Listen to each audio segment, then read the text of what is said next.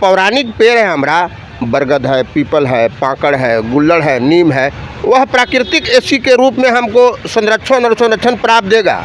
Rising Bihar में आज हमारे साथ हैं डॉक्टर धर्मेंद्र कुमार, जो नीम, पीपल, तुलसी के संस्थापक हैं और पूरे बिहार और पूरे देश में लगभग अभियान चलाते रहते हैं और पेड़ पौधा रोपा करते हैं। आज इनसे हम जानेंगे कि जो तापमान एक बैग इतना क्यों बढ़ गया है। सर बताइए। नमस्कार, राइजिंग बिहार में आप सभी श्रोताओं का एवं राइजिंग बिहार को स्वागत है। देखिए, मैं जब होम्योपैथ में पढ़ता था 1991 में, उस समय सोशल प्रिवेंटिव मेडिसिन पढ़ाया गया था। सोशल प्रिवेंटिव मेडिसिन में यह था कि किस वातावरण में किस तरह का भोजन, किस तरह का वातावरण चाहिए। मुझे उसी समय आभास हो गया था कि प्रतिवर्ष तापमान में वृद्धि हो रही है और तापमान को कंट्रोल करने के लिए, तापमान को नियंत्रित करने के लिए दिन प्रतिदिन जो वनों की कटाई हो रहा है, वनों का ह्रास हो रहा है, विकास के नाम पर वृक्षों को जो काटा जा रहा है, जिसके चलते फिर एसी का जो प्रचलन है, तमाम जगह एसी दनादन बढ़ रहे हैं। एसी से जो गैस निकल रहा है वह गर्मीली गैस निकल रहा है, जिसके चलते और अभी इसी वर्ष अगर आप तुलना करेंगे तो जनवरी, फरवरी, मार्च से ही जो तापमान है ज़्यादा बढ़ रहा था।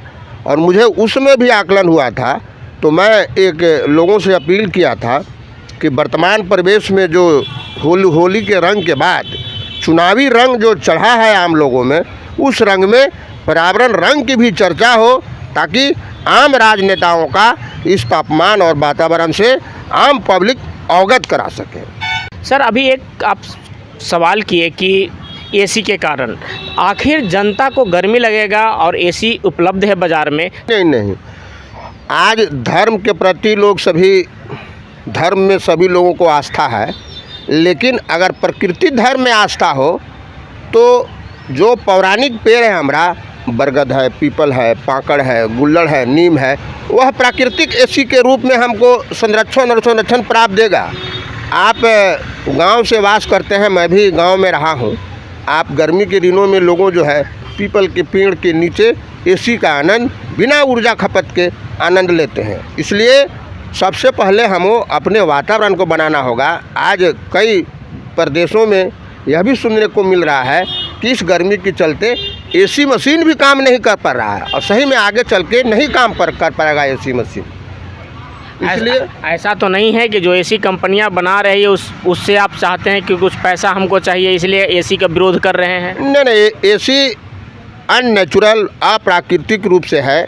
हमको अगर वातावरण को सही बनाना होगा तो वृक्षारोपण कर के ही वातावरण को शुद्ध और तापमान को कंट्रोल किया जा सकता है और आम आदमी राहत में होगा। हमारे पूर्वज एसी लगाते थे क्या? हमारे पूर्वज कूलर में रहते थे क्या? जो मकान का कंस्ट्रक्शन था, जो रहन सहन था, जो वातावरण था, वह सब प्राकृतिक रूप से था।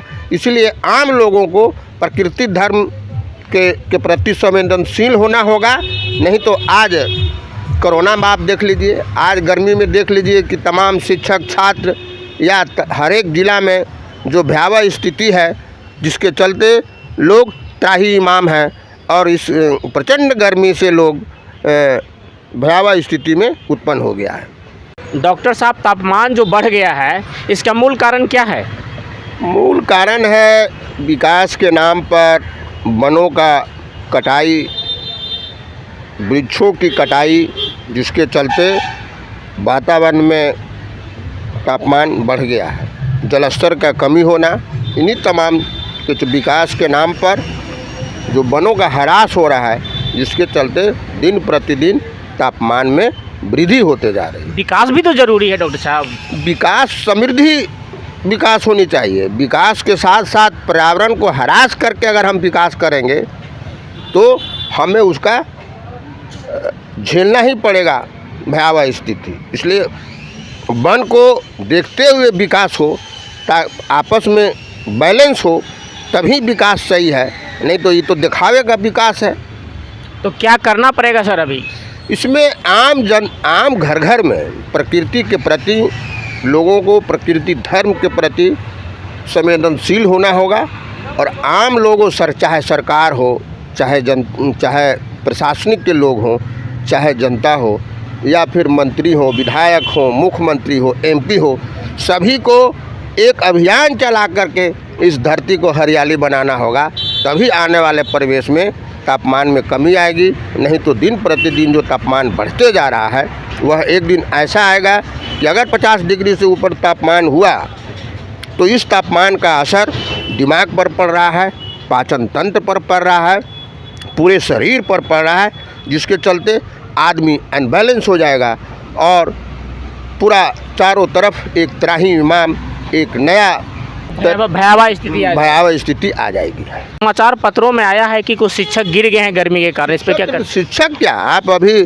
जहानाबाद के अस्पताल में ही एक कल वीडियो आया था कि वहाँ बहुत ज़्यादा रोगी आ रहे हैं, शिक्षकों का भी आ रहा है।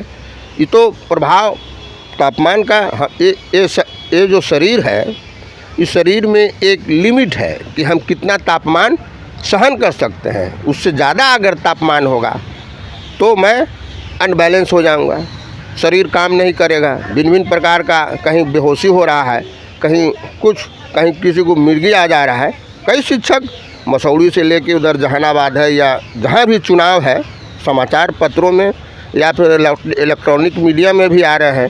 दूसरा, कई अस्पतालों से यह भी खबर आ रही है कि आज यहाँ कई लोग, अभी जहानाबाद में कल ही उत्पात हो गया, इतना रोगी आ रहा है कि कई लोगों की वहाँ मृत्यु भी हो गई।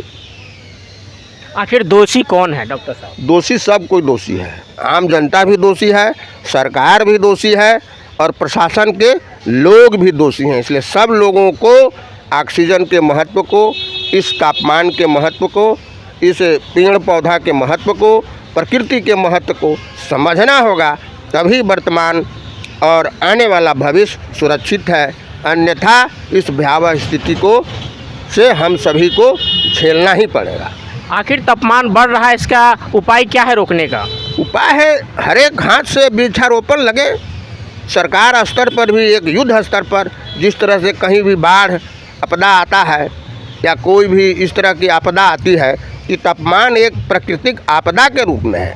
इसमें सभी लोगों को एक अभियान चला करके, एक स्पेशल अभियान चला करके आने वाले बरसात के समय में ज़्यादा से ज़्यादा वृक्षारोपण हो, क्योंकि यह तापमान को हरने वाला या तापमान कम करने के लिए वृक्षारोपण ही एक उपाय है।